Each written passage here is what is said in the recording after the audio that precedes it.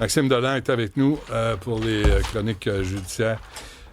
Maxime, bonjour. Salut, Benoît. Ouais, c'est des entrevues tough, mais la vie de Michel Caliori est encore plus tough. J'espère que ça va être entendu. Là, la CAQ, là, avec le nouveau chef, puis qui va être ministre, là, pouvez-vous retourner travailler? Pouvez-vous vous rasseoir puis vous remettre à travailler?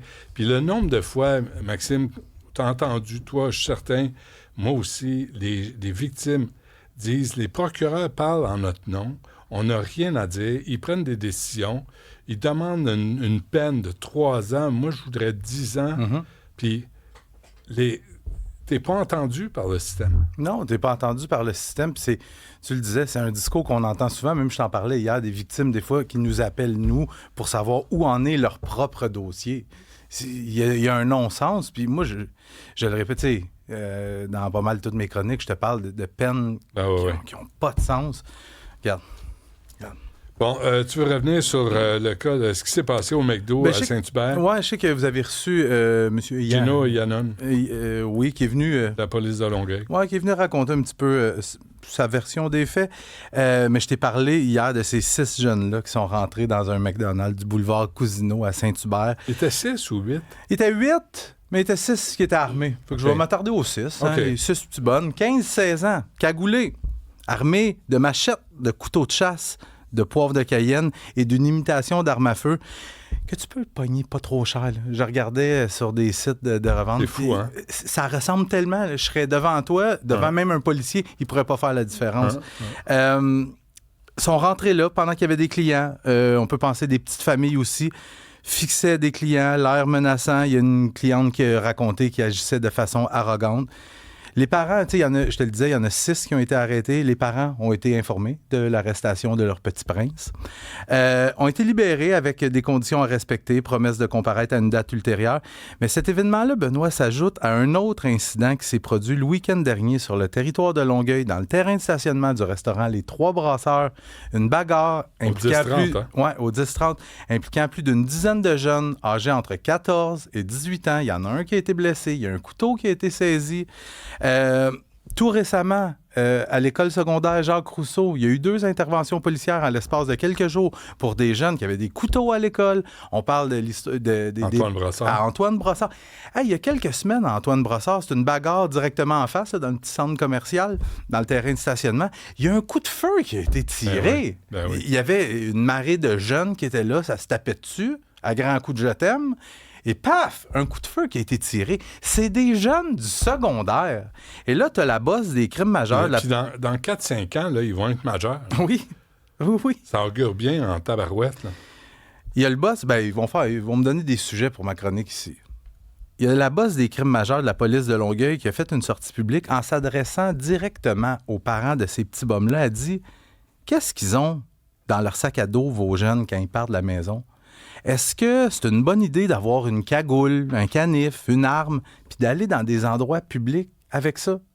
Fait qu'elle lance un message aux parents. On le disait hier.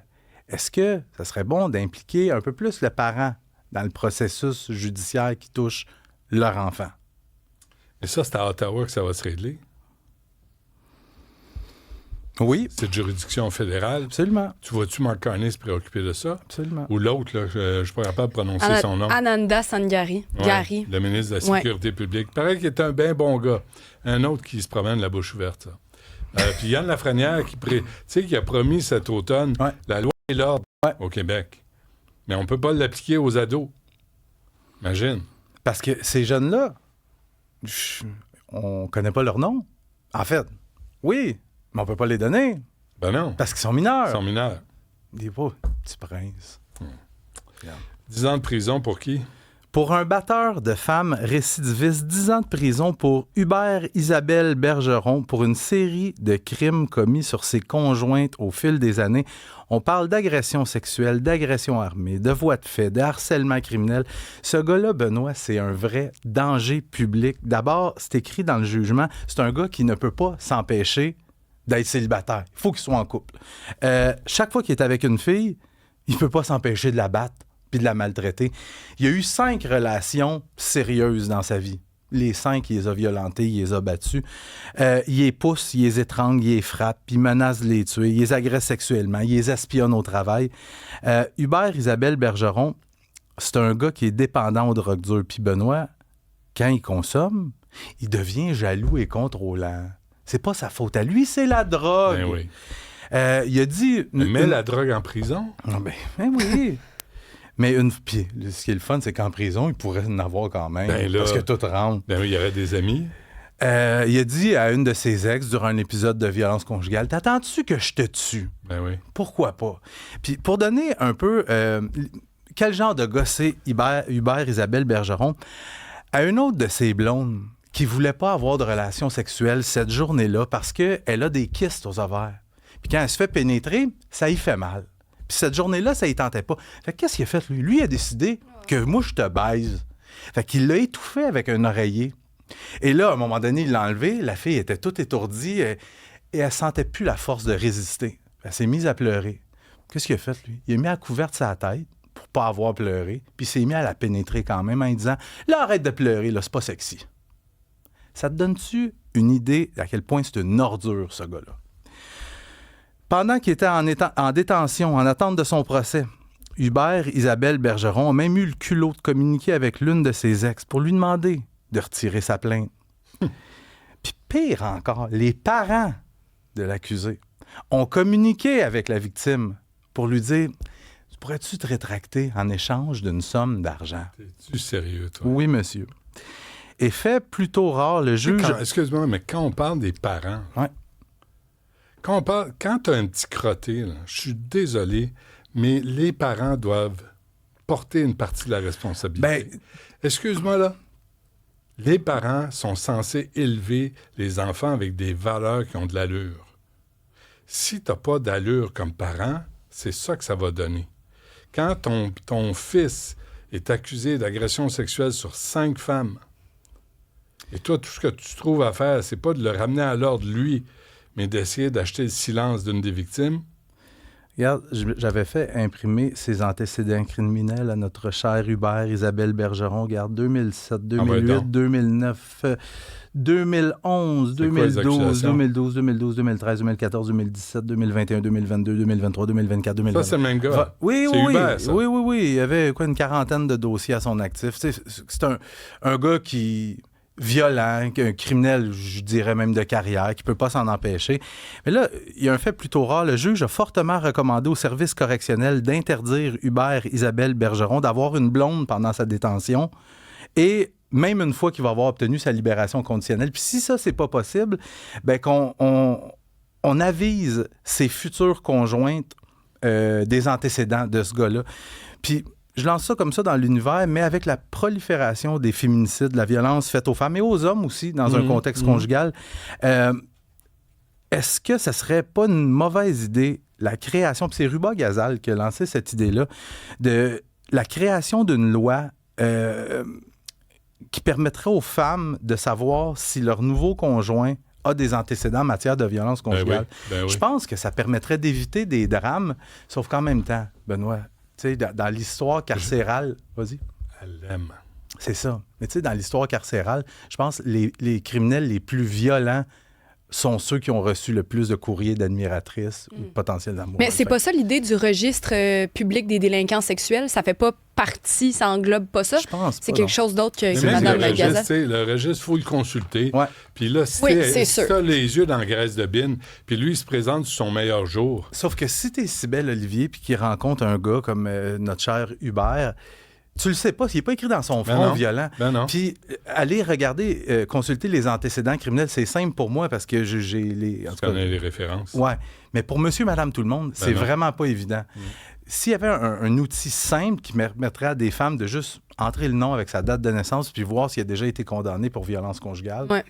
Ça, c'est une autre affaire. Ouais. Bon, et il fuit les lieux d'un accident. Je vais faire ça rapidement. Il fuit les lieux d'un accident puis il se cache avec un enfant dans le bois. Wayne Miller, qui vient de plaider coupable à des accusations de délit de fuite et de conduite dangereuse causant des lésions. La couronne va assurément demander une peine de prison ferme dans ce dossier-là. En juillet 2024, en Beauce, Wayne Miller, il roule en voiture en fin de soirée. Il brûle un stop, fonce dans un motocycliste et là, il fait demi-tour et il se met à rouler en fou. Roule à 143 km/h, pogne le champ et débarque de la voiture, se met à courir dans un boisé avec un enfant qui est avec lui. Et ils s'en vont dans le bois. Ils vont être retrouvés 6 heures plus tard. Le jeune est blessé, a le visage tuméfié, il a le corps couvert de piqûres de maringouin, il a froid. Et Wayne Miller a expliqué aux policiers, écoutez, l'accident avec le motocycliste, c'était une bad luck. J'ai paniqué parce qu'il y a un autre automobiliste qui s'est mis à me pourchasser. Mais il dit, regarde, moi, pendant la soirée, j'ai juste bu 3-4 bières. T'es pas saoul, là. Bu 3-4 bières. Puis on s'est sauvés dans le bois parce que c'est le char qui nous pourchassait. Ça fait, là, on est allé dans le boisé, il faisait noir. Fait qu'on s'est un peu perdu, puis j'ai pas pu appeler à l'aide parce que j'avais pas de téléphone. Fait qu'on a décidé d'attendre la lumière du jour pour retrouver notre chemin. Benoît, est-ce que je serais langue sale si je te disais qu'on a comme envie de croire que Wayne Miller s'est sauvé parce qu'il avait trop bu, qu'il conduisait avec un permis de conduire suspendu et que le char n'était pas immatriculé? Je pose la question. Un peu langue sale, effectivement. Parce que il y a des conditions qui excusent tout. Ça, c'en est probablement une. Le motocycliste, est-ce qu'il a été blessé? Non, mais ça a été un impact à basse vitesse. Il aurait pu rester sur place. Ouais. Mais permis de conduire suspendu, char mal immatriculé. Tu sens la bouse? Un peu, ouais. Avec un petit pit en arrière? Un petit pit. Super. Ah ouais. La meilleure et grande qualité humaine. Quand le jugement est passé, Wayne était ailleurs. Il n'était pas là. Hein? Mais non. As-tu des réactions? Écoute, ce qui a fait beaucoup réagir, c'est l'histoire là, de Hubert, Isabelle Bergeron.